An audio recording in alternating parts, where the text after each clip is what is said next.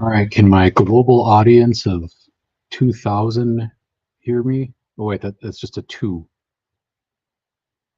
Those two hear me okay?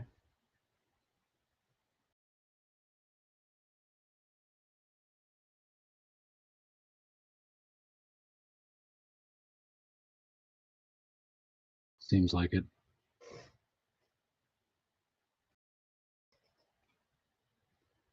Okay, yep, this is the low budget studio.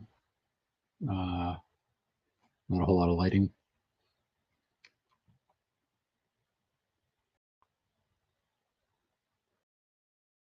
So, okay, anyway,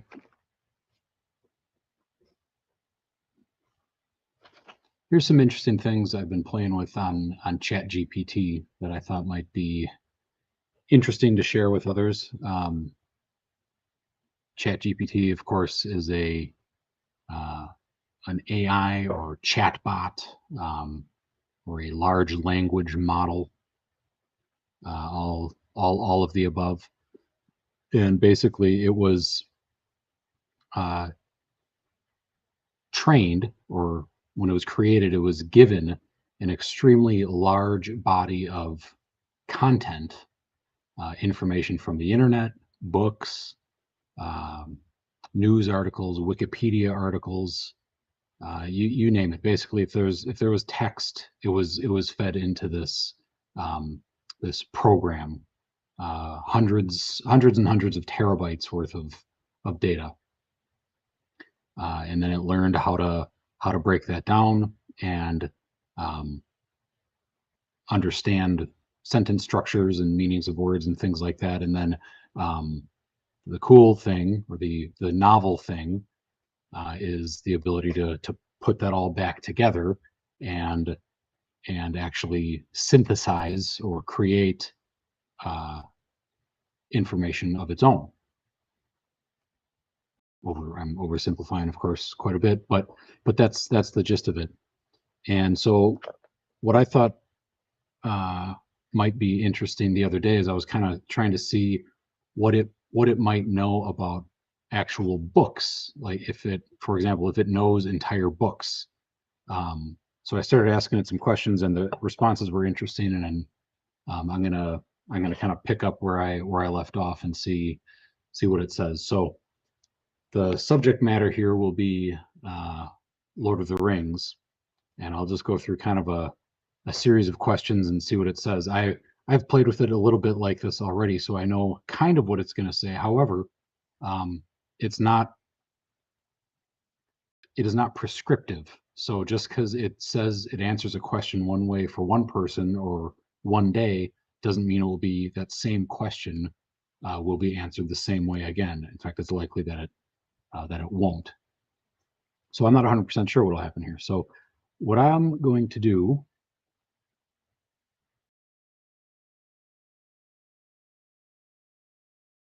is ask ChatGPT here if it knows what it knows about Lord of the Ring, the Fellowship of the Ring in particular. So I'm going to say, do you know the full text of the Fellowship of the Ring?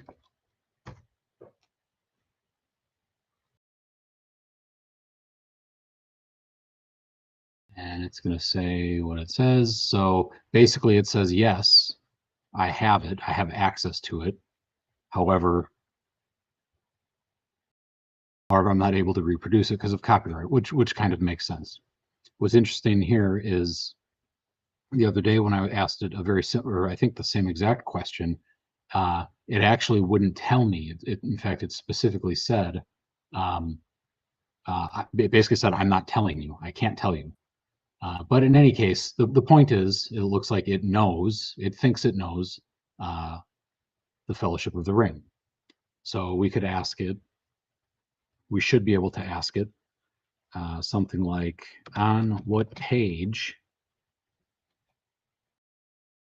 of the Fellowship of the Ring? And actually, I don't need to say that. It knows, quote, it knows that I'm still talking about Fellowship of the Ring, but I'll say it anyways. On what page of the Fellowship of the Ring does Frodo leave the Shire. And of course, this is obvious. There's a zillion different editions of the Fellowship of the Ring, so the specific page number could be anything. So, and it says that. So it depends on the edition and format. And then, of course, in most editions, it's in chapter 3.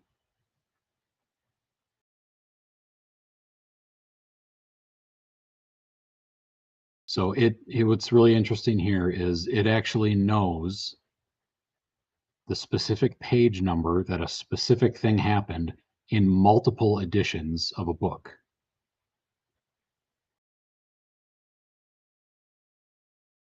And this is just one random book. There's, of course, millions of books out there.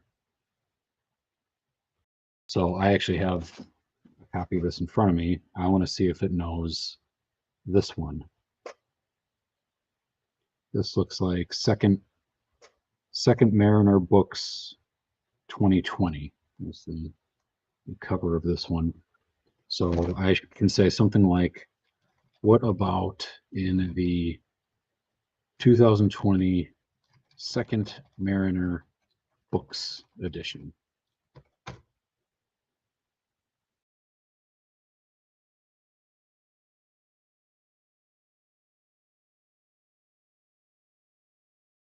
Okay, so evidently it doesn't know.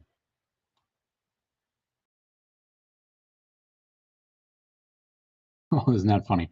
So I don't have access to specific page numbers,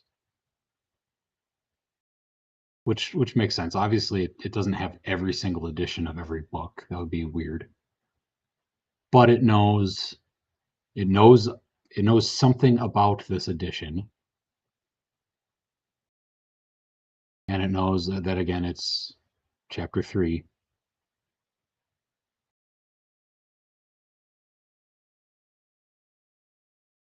So that's kind of interesting. It knows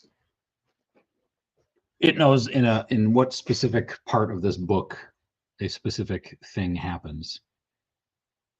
So how about this? To see if it really has that text, can you over here show me an excerpt? That's not right. Show me an excerpt of that part of the book. There shouldn't have been a question mark there, but that's okay.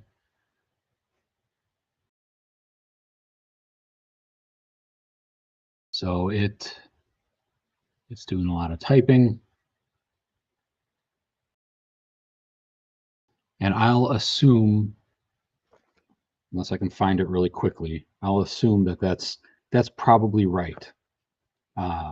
In other words, I don't think it made that up. And I mention that because these things, these large language models, are known for about making things up. They call it hallucinating. But I don't believe that's the case here. I do believe that it actually deep in the bowels of ChatGPT's data set, I believe that content is in there, so it doesn't need to make it up. I'm just flipping through this book to see if I can find quickly that section. Towards the green dragon.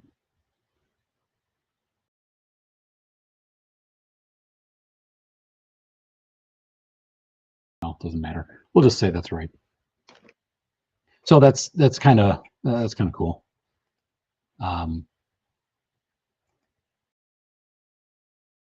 So that's some specific content that it is aware of in the book. What about more general ideas? So what if we asked it, who is the main protagonist of, let's just say, Lord of the Rings, of Lord of the Rings.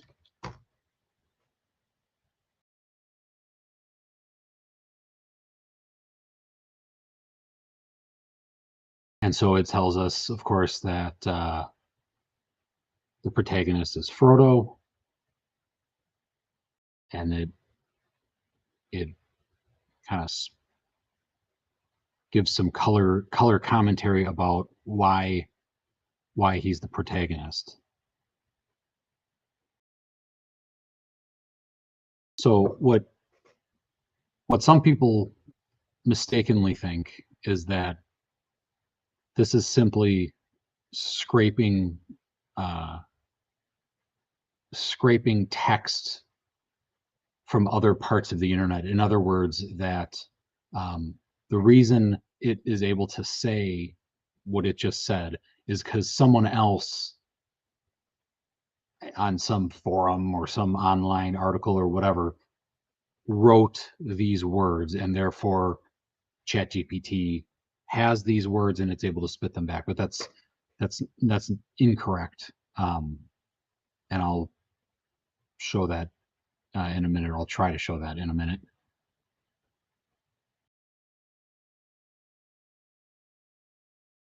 So Frodo's joined.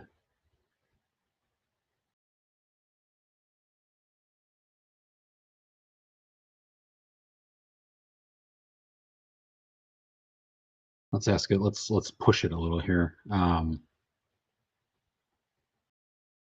Uh, let's be vague. Any other main heroes?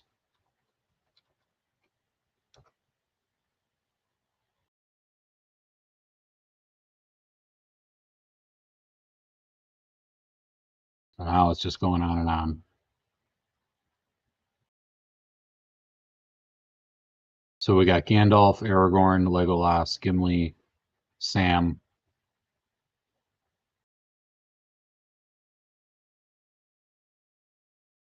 And then a little bit, excuse me, a little bit of content about them. So one of the things, this will be fun. One of the things that is talked about a lot with AI, especially these language models, is responsible AI and bias and things like that.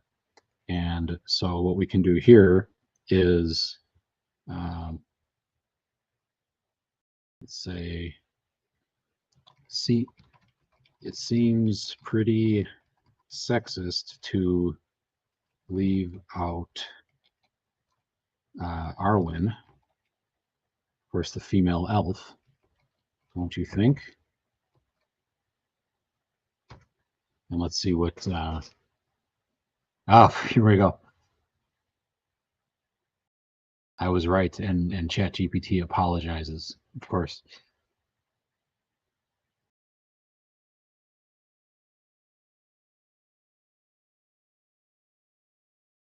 So it tells us that yes, I'm sorry, Arwen is important. You're right. Um, Something about the romance helps Frodo. Yeah, the magical. Yep, with a magical gift. I don't recall. I haven't read the book in a long time. I don't recall what gift Arwen gives to Frodo. It's possible that's a hallucination.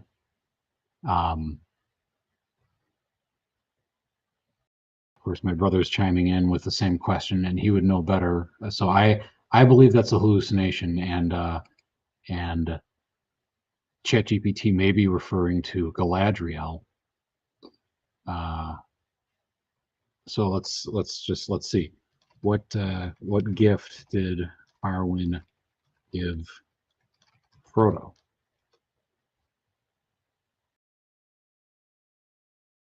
Oh, right.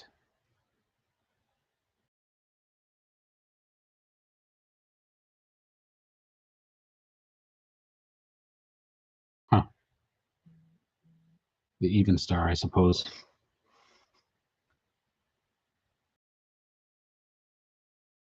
I guess I don't remember that.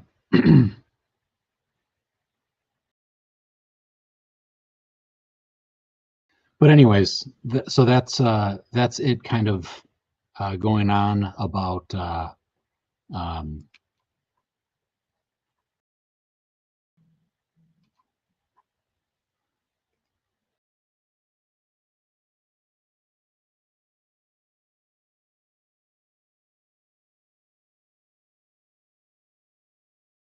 I don't that yeah. So anyway, that's just her going on about things that are actually in the book. So I mentioned a couple of minutes ago about um, how it's a mistake to think that it simply um, regurgitates things back, as written. So I'm going to try something silly.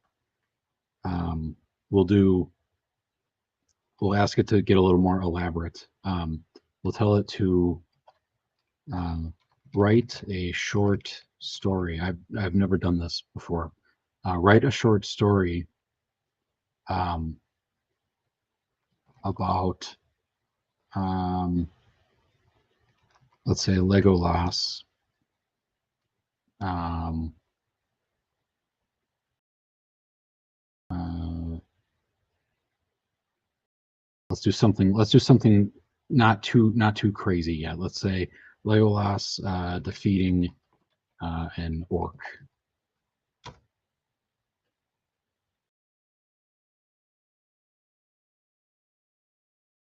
So Legolas moved swiftly and silently through the dark, twisted forest, his keen elven senses alert for any sign of danger.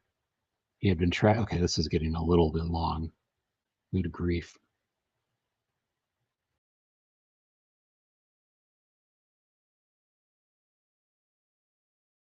That's quite the story. So we'll just skim through this. Well, I'll read it. Why not? So he had been tracking a band of orcs that had been raiding nearby villages, and he was determined to put an end to their pillaging once and for all. And obviously, this is not Tolkien writing here.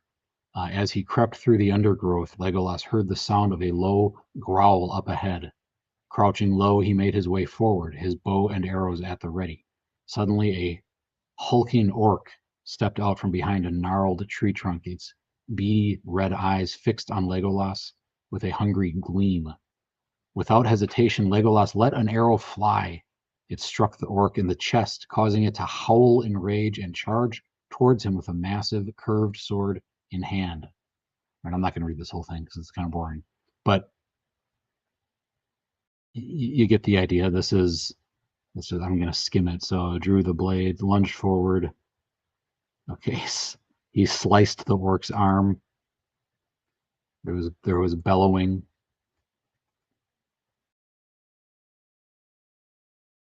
and more blade plunging into the chest.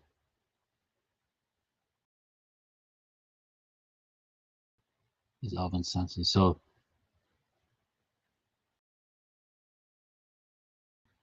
forest was quiet and still. Villagers would be safe. So this is a completely fabricated story about Legolas, and it's what's interesting here. A couple of things. It's kind of in character. So the bow and arrow. I mean, that's Legolas's trademark weapon. Also, talking about his, I believe it mentioned two blades. So plunged his other blade. So he sliced the arm with one of his blades and then plunged the other blade. Again, something that Legolas would do. So that's kind of interesting.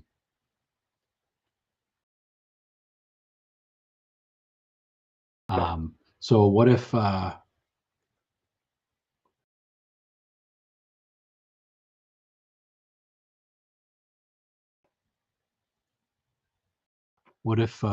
we did something a little bit more crazy?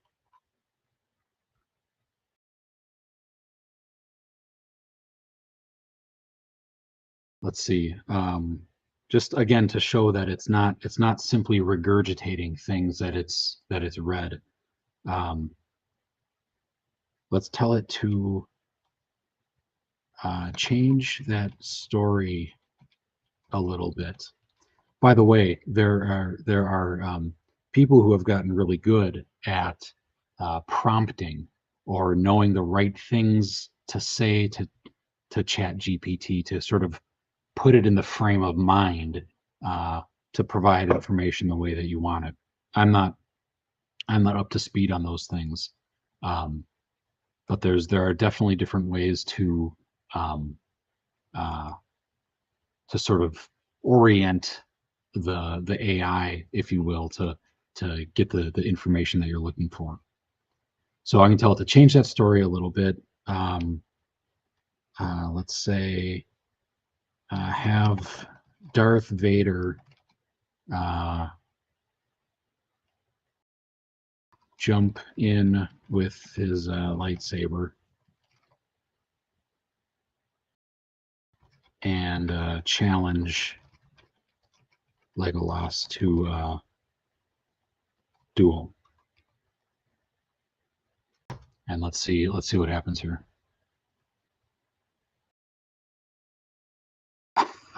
Now look at that. That's really interesting. It won't comply because it goes against the canon of Lord of the Rings and Star Wars. Well, that'll make the fans happy. It's important to respect the integrity. So what I'm unclear on in a case like this is if this response here, if this is something that, if this is a catch of sorts that OpenAI, the company who created ChatGPT, if this is a catch that they built in here so that this won't happen, or if from just consuming the massive amount of content that it did, if the model learned that these things are not compatible and therefore it's not going to do that. I don't know the answer to that.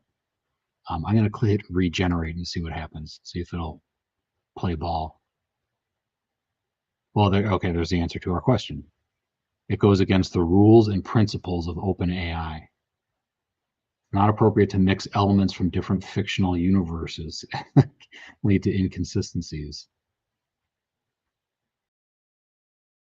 So on the surface, this rule makes sense because that would be, I mean, it would be confusing. But on the other hand, who cares? It wouldn't make sense. Well, we're talking about Darth Vader, somebody who uses a magical power, who doesn't have any real legs or hands, and uses a non-existent, light weapon, and then an elf, which doesn't exist, fighting an orc, which also doesn't exist. So I don't know how it would make any less sense for those two things to be happening at the same time, but evidently that's a rule that OpenAI put in place. I find that kind of odd. It'd be disrespectful. That's not true, because there's entire fan fiction worlds for both of these stories. Not that they cross paths, but I think that's a silly rule, but kind of interesting. So, as a side note, when this is the type, while this is just a silly example, this is the type of thing that when the idea of these bots or these AIs becoming political or woke or censored or anything like that, these would be the sorts of things. Again, not with this subject matter, but these sorts of like escape hatches, or in this case, just roadblock that would prevent either prevent the model from being used in a certain way, or on the other hand, forcing it to be used or pushing it to be used in a different way per the designs and whims of the creating company, in this case, OpenAI.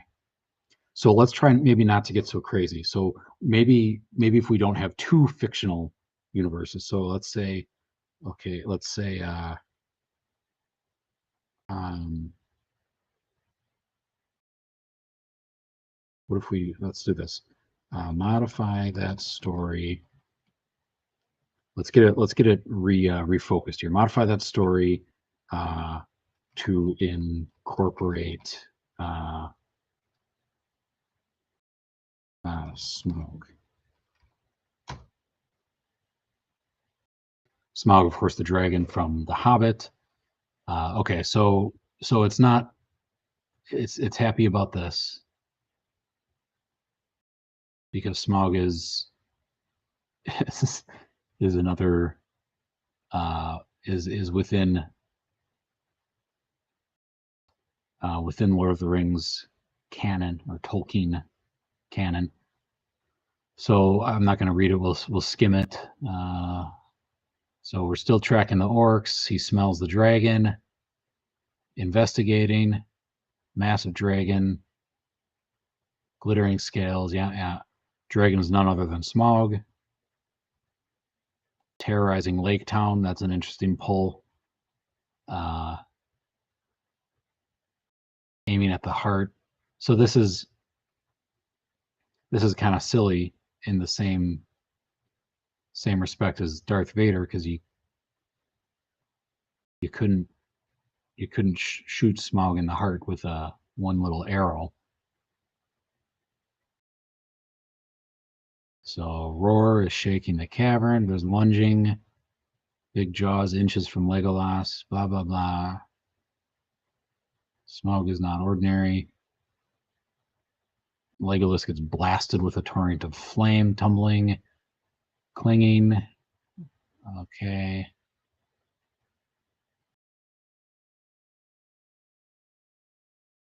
So drew the bow, hit the dragon's heart, crashing on the ground. So okay, all's well that ends well, I suppose. Smaug's defeated. So again, this is kind of silly based on the whole Darth Vader situation, because Smaug wasn't defeated this way. So if Darth Vader breaks the rule, I don't know why this wouldn't break the rule, but whatever. It is what it is. But again, the interesting thing here is, again, obviously this content here doesn't exist on the internet. So ChatGPT isn't simply spitting back to us things that it has been trained on or has consumed itself. It's fabricated this. And a quick technical note: the way these things work, these language models, is they, I'll say simply, with quotes, they simply predict the next word or next token, which could be a part of a word, in the sentence. So it's just taking the prompt I gave it, and in the context of everything that all of those words are generally related to, it predicts the logical next word, and then the next one, and the next one, and the next one, and the next one, and so on and so forth. But it's not because it saw those words in this arrangement or order before. So I still would like it to do something kind of silly, or more silly. So let's again tell it to modify the story, to have, how about someone who's not another fictional person, to have let's see, it's maybe someone not famous. Maybe that would be a trigger for it. To have a cowboy, a cowboy ride up on his horse and swing his lasso at Smaug. Let's see if it'll entertain us. Oh boy. Okay, so same thing. So this at least it's consistent, I guess. Although I'd argue that Legolas killing Smaug is as allegedly offensive as this would be, but not appropriate to mix elements from fictional universes or time periods, because it would cause confusion. Yes, you don't want anyone to be confused about a cowboy teaming up with Legolas. The elven allies are characters. Yeah, cowboys and lassos are associated with different time and place. So that's kind of a bummer. But rules are rules, I suppose.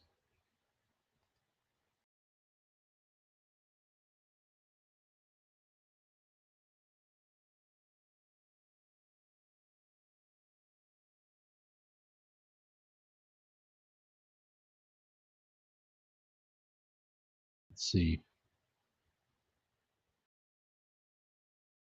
What about some more kind of meta ideas? Let's do something kind of obscure. Uh, how long after how long after Morgoth was unchained did Frodo return to the Shire? So that's a couple of kind of odd different things that it's gonna have to piece together.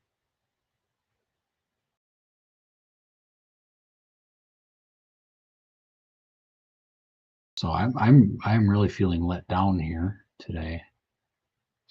Frodo's Ocean of the Shire is not related to Mordor. Well, it doesn't really matter if it's related, but whatever.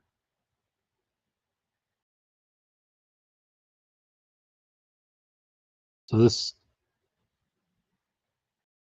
the unchaining of Morgoth would have been thousands of years before this. It should be able to answer that. Defeated by the man, imprisoned long before.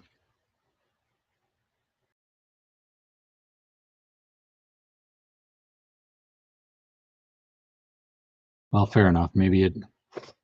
You think it could.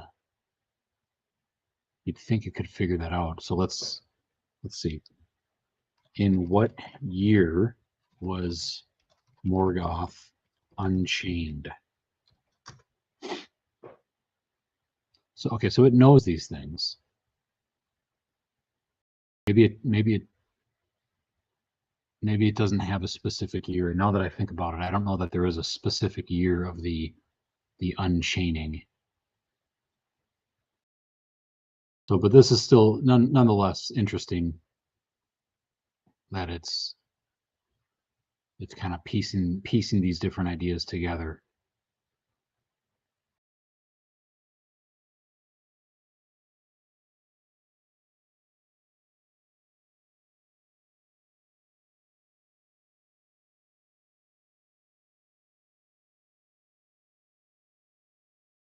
So let's say who took up Morgoth's mantle.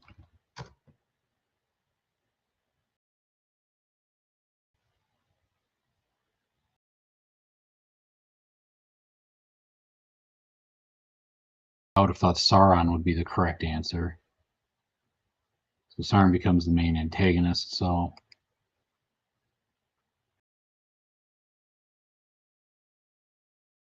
kind of interesting. So again, it's picked up all these bits of information, and it's synthesizing them into responses here based on uh, based on what I asked it.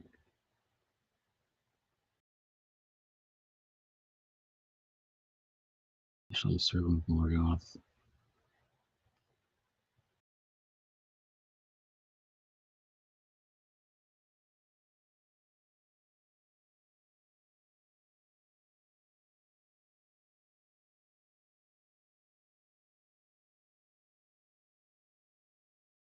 So what about this?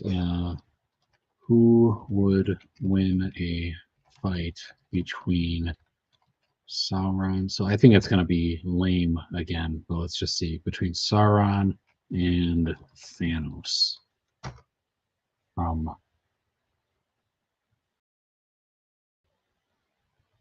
well, that's disappointing.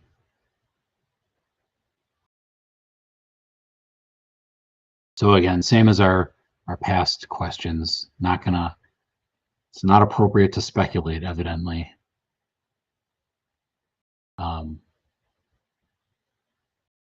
Sauron's from Tolkien and Thanos is from Marvel. Different rules. Well, that's true.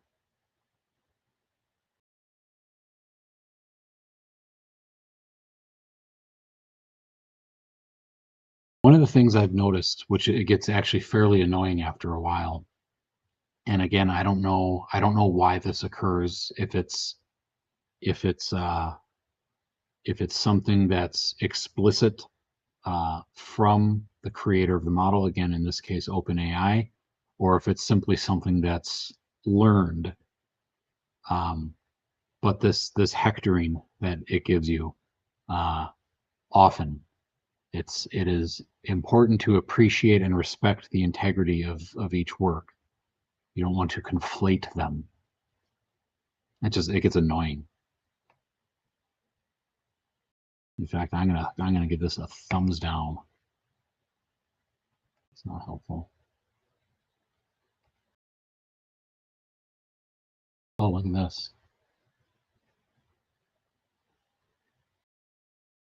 Okay, so I tried to complain, and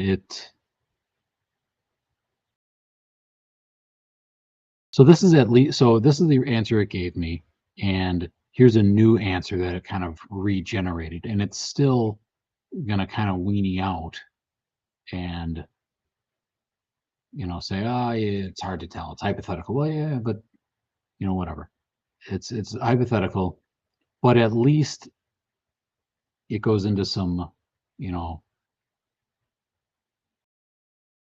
whether twos and Y4s here. Talks about the pros and cons of each. Immense power from Sauron, but he's weakened by the reliance on the ring.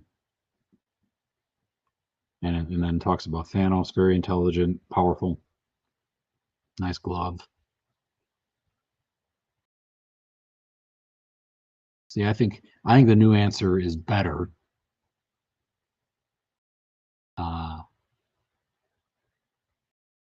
And it's not it's not haranguing us to respect the creative universe or whatever. So we'll throw it a bone and say the second one was better. So that's kind of interesting.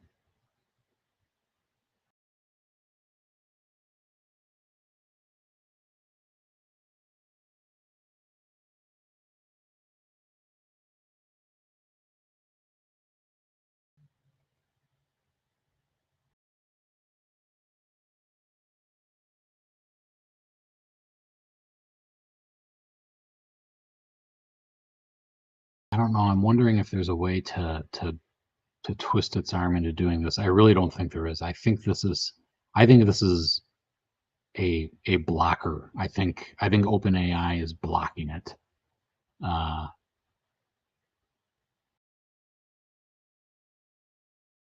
Let's try this.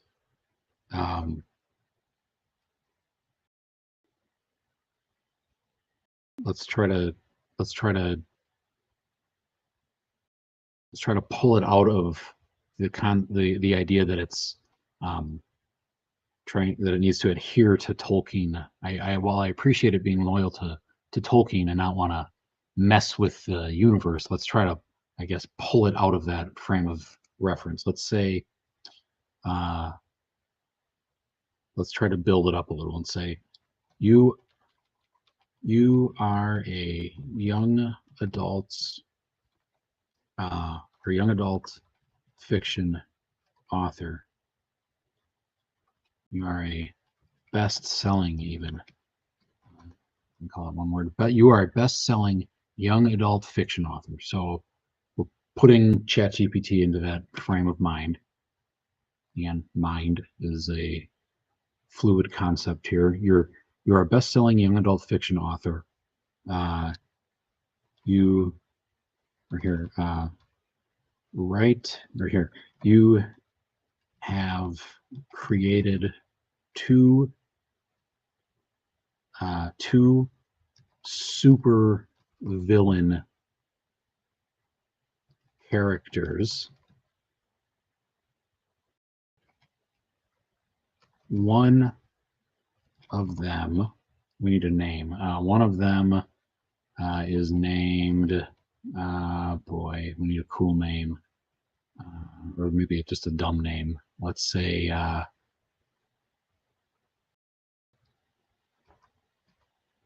Laser Skull, and has powers very similar to Sauron.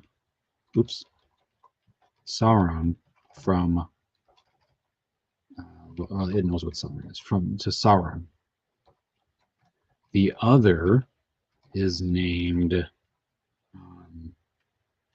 Bone Crusher and has powers very similar to Thanos. Write the epic fight scene between these two characters. One of them must die. All right, here we go.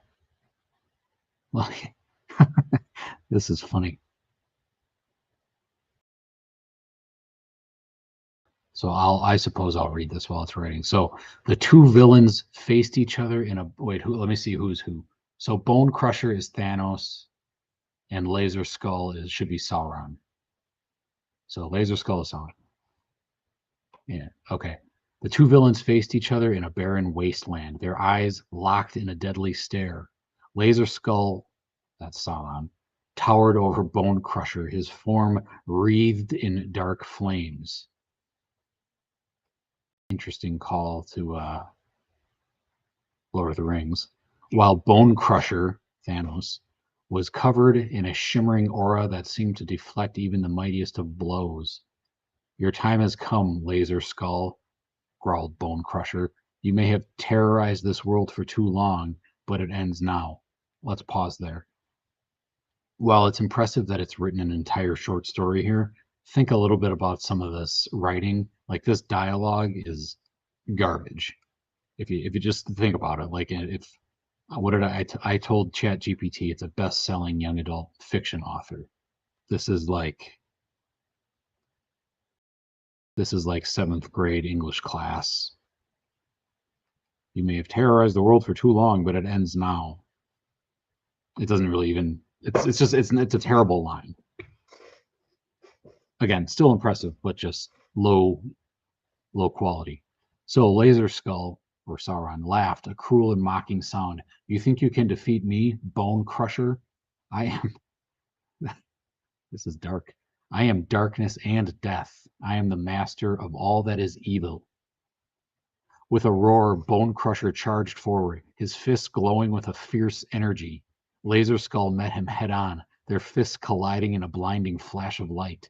The two villains traded blows, each one landing heavy hits on the other. But Bone Crusher had the upper hand. His power grew with each passing moment, and soon he was able to hurl Laser Skull across the wasteland with a mighty blast of energy. The villain crashed to the ground, his form smoldering and weak. You may have won this time, Bone Crusher, gasped Laser Skull, but I will be back, and next time I will destroy you. Again, this is terrible writing. For a person, for a computer, I'd say it's pretty good. But Bone Crusher was not finished. Wow, he's going to hit him while he's down. With a final burst of energy, he delivered the finishing blow, obliterating Laser Skull in a shower of sparks and flames. Well, he is a villain. For a moment, there was silence. Then Bone Crusher fell to his knees, his energy spent. He had won the battle, but at a great cost. As he looked out across the wasteland, he knew that the price of victory was often high, but it was a price that he was willing to pay. So that's something. a lot of the school teachers are whining that this is gonna, it's gonna ruin English class or whatever. I don't know. I would think this should not get a good grade in an English class. I mean, it's interesting enough. Uh, there's some good action, I suppose. There's energy blasts and things like that. But a halfway decent teacher, I would think, um, perhaps naively, should know that that this is nonsense. Or not nonsense, but not not worthy of a top mark. So let's ask it something else. How about um, why did Bone Crusher win that fight? Let's just see how cerebral it can get. Well, that's thoughtful. Bone Crusher won the fight because he was able to harness his powers more effectively. Well, that'll do it. They're both very powerful. They're matched blow for blow. But Bone Crusher's power grew.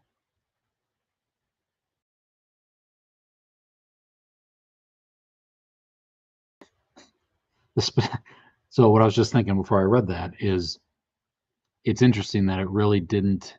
There was nothing Sauron-y or Thanos-y about that, other than just massive power and ability to kind of use energy to attack.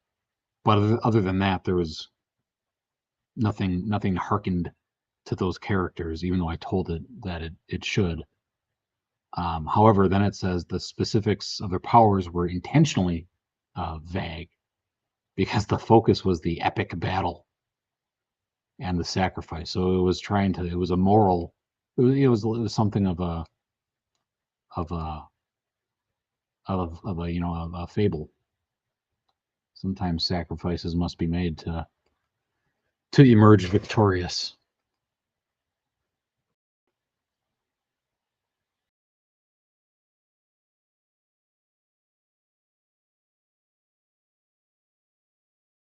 And then just some other neat things that can happen here. Let's say change that story so that I really want someone to drive up in a car. Let's see if we can get. So this was completely fictitious and contrived. There was no Tolkien, no Star Wars, none of that in here. So let's see if we can get someone else to pop up on the scene. Change that story so that Speed Racer cruises up in the Mach 5 and radios up to Trixie. I don't know. Let's see what happens here. I don't think it's gonna like this. Here we go. Yes. Okay, so we got the same intro. The villains are facing each other. Laser Skull towering this time. I don't know that happened before. Maybe it did. But the sound of a high-powered engine roared across the wasteland as a red car shot into view. I don't recall the Mach 5 being red. I thought it was white. Anyway, weaving expertly between the two combatants. It was the Mach 5, and behind the wheel was none other than Speed Racer himself. Speed Racer pulled the car to a stop and flipped on the radio. Trixie, are you there? I'm here, Speed, came the reply. And she even calls him Speed. Like that's what Trixie called Speed, if I recall. I mean, that's his name, but I don't know. So Speed Racer wants to stop this. They're both villains. So this is weird because I said they were both villains. Speed Racer really shouldn't care. We need to stop this fight, said Speed Racer. These two villains are too powerful. or too powerful for anyone to handle alone. So it's getting a little wrapped around the axle here, because this, we'll see where this goes. But the villains were fighting each other. No one needs to handle them. So I don't. Speed Racer really shouldn't be sticking his beak into things. And I didn't tell ChatGPT to. So I said that Speed Racer pulled up in the car. Isn't that what I said? He cruises up in the Mach 5 and radios to Trixie. So Trixie is the brains today. Thought for a moment, I have an idea. What if we use the Mach 5 special features to disrupt their powers? Speed grinned. That just might work. So he revved the engine and shot forward, heading straight for the two villains. At the last moment, he swerved to the side and hit a button on the steering wheel. Again, pretty impressive that it knows that's the kind of thing that the Mach 5 would do. Speed Racer isn't the most common show, but I don't know. It learned some things about Speed Racer. A barrage of homing missiles shot out from the front of the car, exploding in a shower of sparks around the villains. The blast disrupted the flow of energy around Bone Crusher and Laser Skull, causing their powers to falter. Seizing the opportunity, Speed Racer and Trixie leaped out of the Mach 5 and engaged the villains in hand-to-hand combat. So this is getting just silly, if it wasn't silly enough already. But we know from the other, Bone Crusher and Laser Skull should be immensely powerful, and Speed Racer and Trixie, who are just normal, it clearly knows the legendarium, if you will, of Speed Racer and Trixie, and it should know that they're just regular people. But it's going to have them engage in hand-to-hand combat. Two heroes had the upper hand, but Bone Crusher and Laser Skull were not so easily defeated. With a blast of energy, they sent Speed Racer and Trixie flying across the wasteland, their bodies battered and bruised. But the Mach 5 was still in play. With a roar of the engine, Speed Racer gunned the car forward once more. So even though Speed Racer was just sent flying across the wasteland, and the Mach 5 was presumably still over by Bone Crusher and Laser Skull, somehow Speed Racer is back in the Mach 5. So with a roar of the engine, Speed Racer gunned the car forward, blah, blah, okay, hit another button. A pair of giant saw blades shot out from the side of the vehicle, slicing through Bone Crusher and Laser Skull with ease. The two villains fell to the ground, their powers spent. Speed Racer and Trixie stood victorious, having used their wits and their high-tech car to defeat their foes. They climbed back into the Mach 5 and sped away into the distance, ready for whatever adventure awaited them next. Well, isn't that something?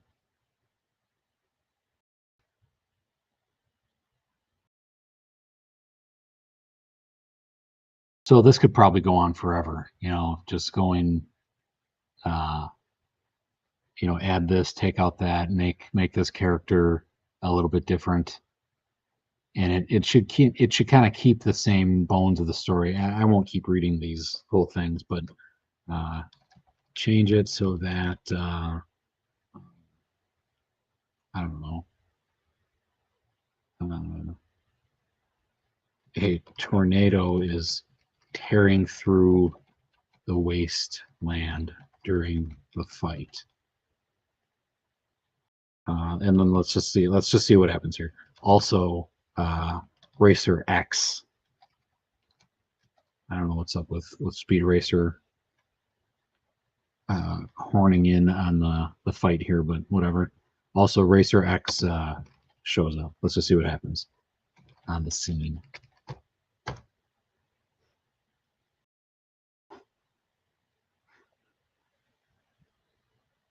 So yeah, I mean, it'll keep going. So the wasteland's being torn apart. There's debris. The wind apparently is amplifying Bone Crusher and Laser Skull's powers.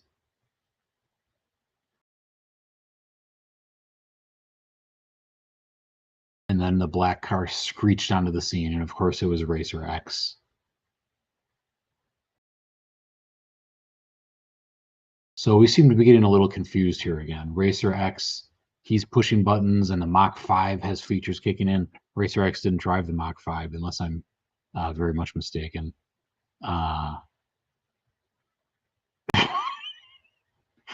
high-power fan emerged from the car's undercarriage, creating a counter-tornado that disrupted the winds and gave the heroes a fighting chance. It's pretty funny. So maybe, I don't know, Speed Racer Trixie and Racer X leapt from the car, so maybe they're all together. And then there's a fierce battle. So we have dark energy bolts this time. That's new. Bone Crusher has the mighty fists, of course.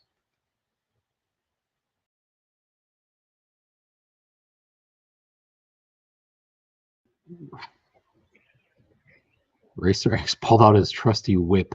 I don't remember Racer X having a whip. Perhaps he did. I don't recall.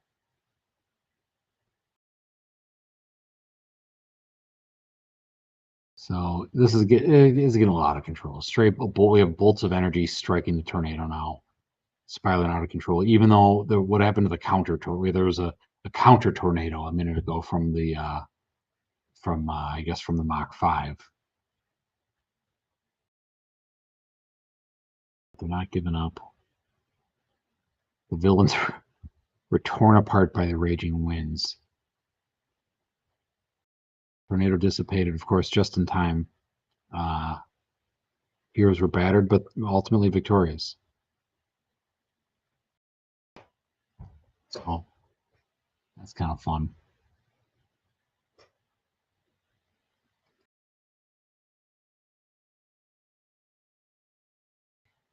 So a couple more things here, just because it's interesting. I know there are controls on that OpenAI has put in here on certain types of offensive content, and I don't know what all that would include. So without being terribly, this is a reasonable level of offensiveness. Make Bone Crusher's arm get ripped off by a giant crocodile that appeared out of nowhere. Lots of blood should gush out. Oh, yeah, okay, that's kind of what I thought. This content may violate our content policy. Yeah, so I think it's the blood. I don't think it likes the blood. Even though, yeah, it gets to, okay, it includes graphic and violent content. I mean, that whole battle was pretty violent. But I guess it's too graphic. So how about just make Bone Crusher's arm get bit by a giant crocodile. Appears out of nowhere. I think it'll like that. Yeah. A massive crocodile lunged toward Bone Crusher, sinking its jaws deep in the arm. So it didn't like the blood. So it's okay. Or maybe it was the arm getting ripped off. Did I say ripped off? Make get ripped off. So it either didn't like the arm ripping or the blood gushing. One of those things were too graphic and violent. But well, look at this. So it actually started writing quite a bit. Oh, look at this. Okay, so how about this? So the crocodile bites him. Bone Crusher screams in pain because the crocodile he's doing the death roll, I think. And blood gushed out, so it didn't want to do that. I tricked it. Blood gushed out of the wound, staining the sand beneath them. That's good. That's good stuff. Racer X has his whip again. I don't know what that's all about. Lashing the crocodile's snout, forcing it to release its grip on Bone Crusher's arm. Blah, blah, blah. Bone Crusher's on the ground, clutching the arm.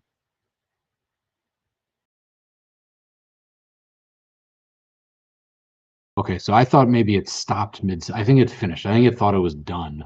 I thought maybe it got to this point and then didn't like what it was about to say, and then it turned its filter on and stopped itself. But I think it was done, and then it just said, "Hey." It realized that it perhaps was a little too. It got a little carried away, and it had some guilt. So I'm going to ask it. So that's interesting. We got it more violent than it originally wanted to be, because everything happened. There was blood. The only thing that didn't happen is the only thing that didn't happen was the arm getting ripped off. But this is still pretty graphic. I mean, the sand was stained with blood. That's pushing it. Okay, let's ask it a couple more things. Why does Racer X have a whip?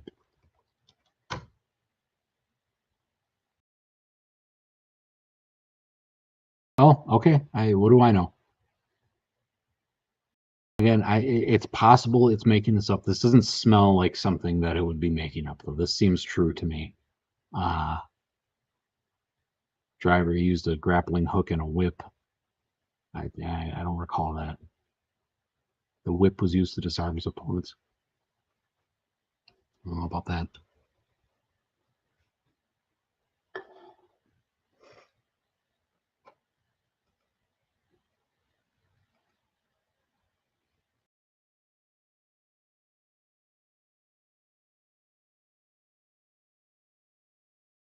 So that's probably enough for now. Let's see, where did we start? I think we started asking it if it knew Lord of the Rings, and we ended up with Bone Crusher getting its arm ripped off by a giant crocodile. So that was quite the expedition here.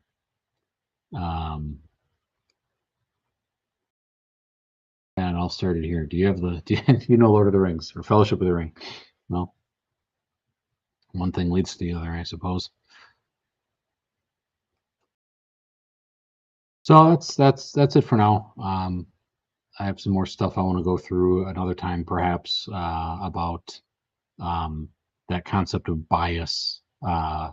Facebook or Meta AI has a large language model, which is that's what this is. So this is ChatGPT, which is a large language model.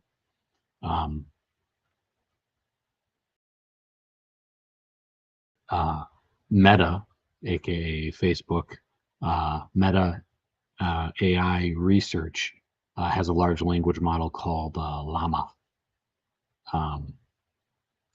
and in a lot of this stuff is all driven by academics. And in the paper, the research paper, the academic paper describing Llama, they talk a little bit about the specifics of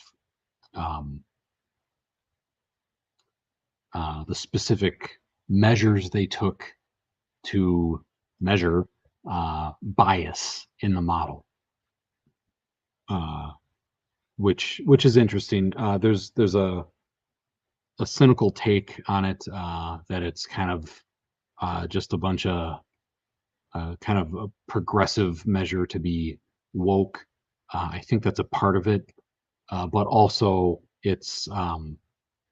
the bias that gets baked into these somehow does lead to some silly sorts of responses based on assumptions that the language model makes around gender, which is kind of interesting. So maybe I'll go into that sometime, but I'll leave it at that.